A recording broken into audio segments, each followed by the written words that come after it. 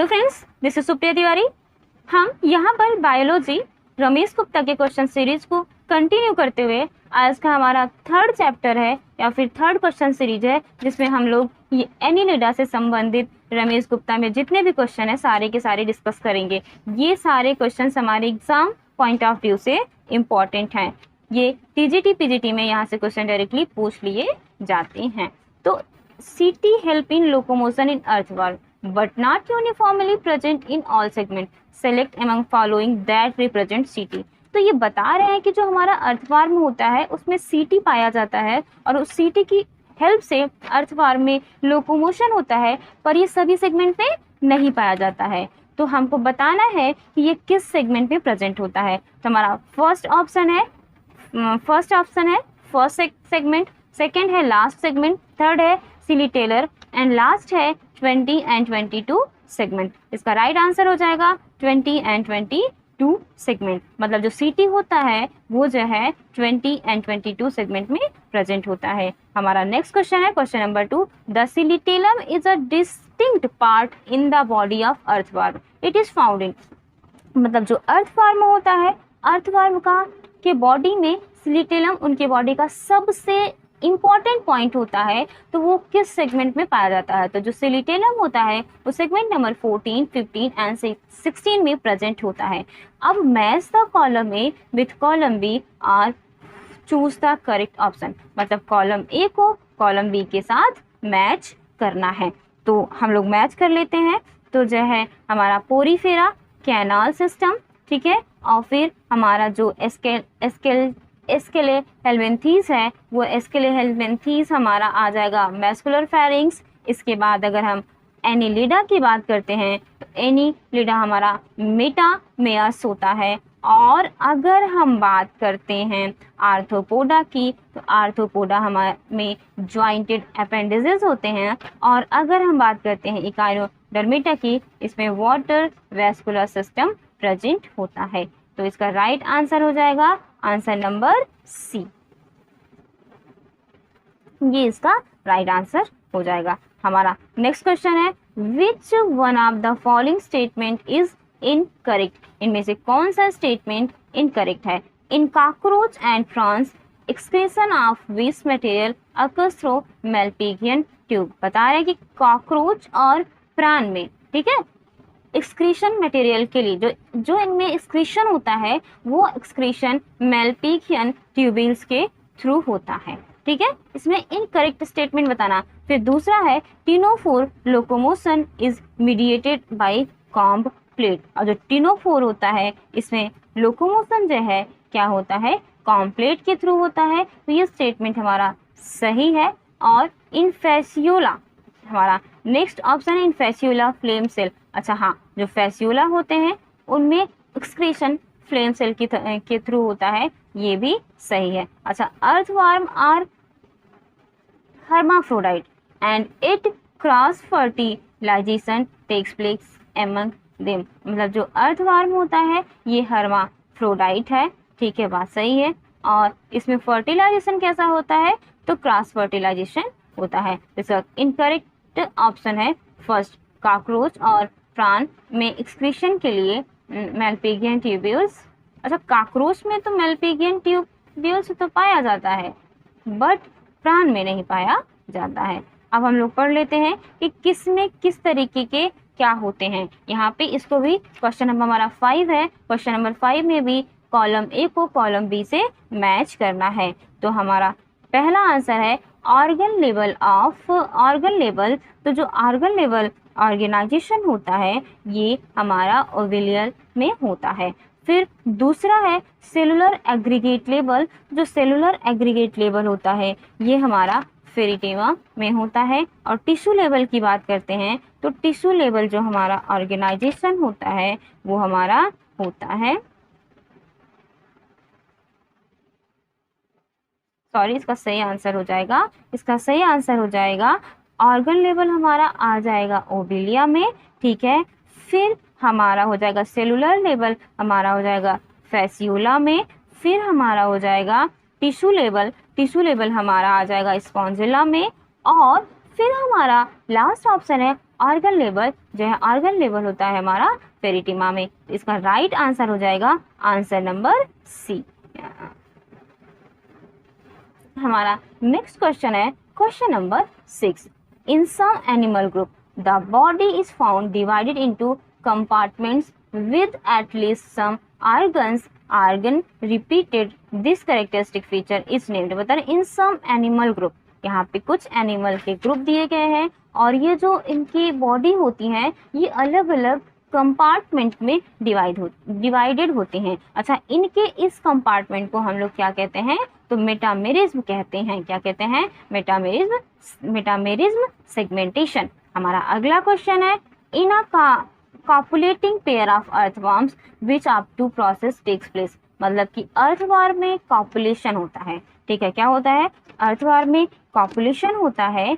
तो अब ये जो है इनके 2 प्रोसेस होते हैं, internal fertilisation and cross fertilisation, फिर cross fertilisation and reciprocal fertilisation, external fertilisation and internal fertilisation, reciprocal fertilisation and internal fertilisation.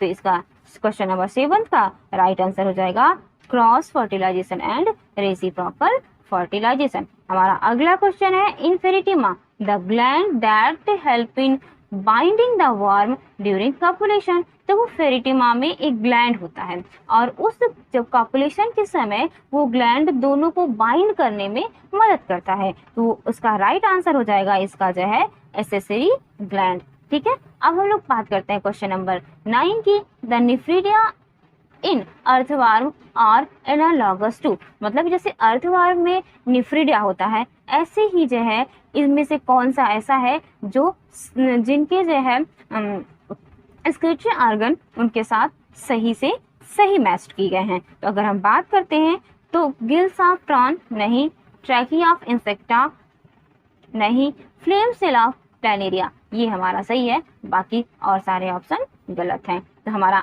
Next question है question number 10। Which animal is respire but no respiratory organ. मतलब इनमें से कौन सा ऐसा animal है जो रिस्पिरेशन तो करता है पर रिस्पायरेटरी ऑर्गन नहीं होते हैं। तो ये हमारा अर्थवर्म हो जाएगा। अच्छा, in Pheretima the cell that are analogous to hepatic cell of vertebrates are.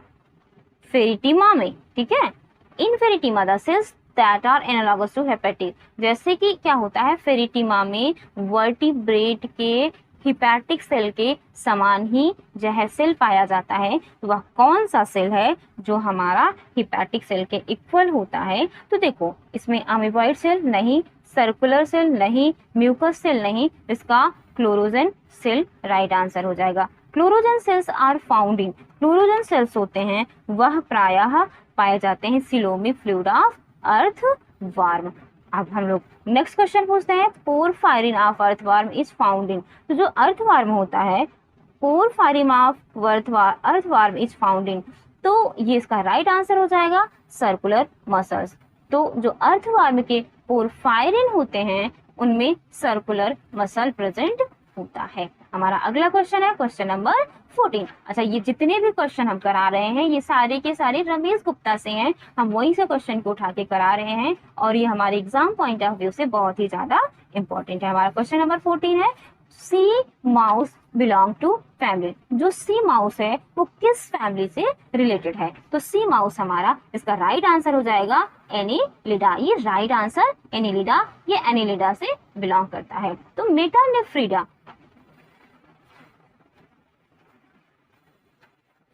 हमारा अगला क्वेश्चन है कि मेटानेफ्रीडा इन एनालिड्स फंक्शन एज। अच्छा, क्या होता है कि एनालिड्स में मेटानेफ्रीडिया होता है और मेटानेफ्रीडिया का कार्य क्या होता है। तो मेटानेफ्रीडिया का कार्य एक्सक्रीशन एंड आस्मा रेगुलेशन होता है। ठीक है, which question number 16 which is not a feature of Annelida. हमें ये बताना है कि इनमें से कौन से एनिलिड के फीचर नहीं है। तो हमारा क्वेश्चन नंबर क्या है 16 है और इसका राइट आंसर हो जाएगा क्वेश्चन नंबर 16 का राइट आंसर हो जाएगा स्यूडोसिलोम।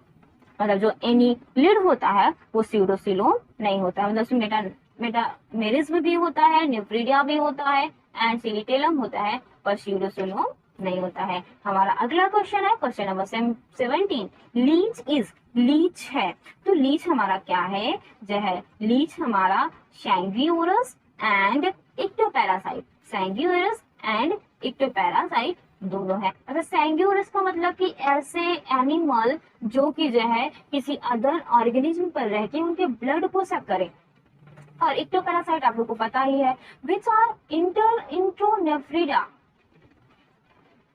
इंट्रोनेफ्रिक नेफ्रिडा इन अर्थवार्म। तो हमें अर्थवार्म में इंट्रोनेफ्रिक नेफ्रिडा के बारे में बताना है। तो क्वेश्चन नंबर 18 का राइट आंसर हो जाएगा सेप्टल एंड फेरेंजियल, मतलब जो हमारा इंट्रोनेफ्रिक नेफ्रिडा होता है वो सेप्टल और फेरेंजियल होता है। हमारा अगला क्वेश्चन है which of the following nephridia does not found in earthworm, मतलब इनमें से कौन सा ऐसा नेफ्रिडा है जो अर्थवार्म में नहीं पाया जाता है। इसका राइट आंसर हो जाएगा मैक्रोनेफ्रिडा, मतलब सेप्टल नेफ्रिडा पाया जाएगा, इंटेगुमेंट्री नेफ्रिडा पाया जाता है, फेरेंजियल नेफ्रिडा पाया जाता है, लेकिन अर्थवार्म में मैक्रोनेफ्रिडा नहीं प्रेजेंट होता है। अब हमारा अगला क्वेश्चन है इन फेरिटिमा इंटेगुमेंट्री नेफ्रिडा आर। अच्छा, जो फेरिटिमा में इंटेगुमेंट्री नेफ्रिडा होता है वो कैसा होता है, एंट्रोनेफ्रिक होता है, एक्सोनेफ्रिक होता है, या फिर कभी कभी एंट्रो और कभी कभी एक्सो हो जाता है। इसका राइट आंसर हो जाएगा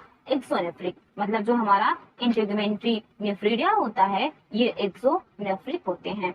आप लोग ये सारे क्वेश्चन अच्छे से देखिएगा, और यहाँ से क्वेश्चन कंटिन्यू टीजीटी पीजीटी में पूछ ही लिए जाते हैं, चाहे जिस स्टेट के टीजीटी पीजीटी हो। अब टाइफ्लोसिस इज टाइफ्लोसोल इज फाउंड इन, अब जो टाइफ्लोसोल है वो पाया कहाँ जाता है, टाइफ्लोसोल हमारा फेरिटिमा में पाया जाएगा, इसका राइट आंसर होगा। अब हमारा अगला क्वेश्चन है क्वेश्चन नंबर 22, the nature of chloragogen cells in earthworm is. अच्छा, अर्थवार्म में जो क्लोरोजेन सेल होते हैं उनका क्या नेचर होता है, अर्थवार्म में क्लोरोजेन सेल का नेचर पॉलीफंक्शनल होता है। कैसा होता है ये, पॉलीफंक्शनल होता है।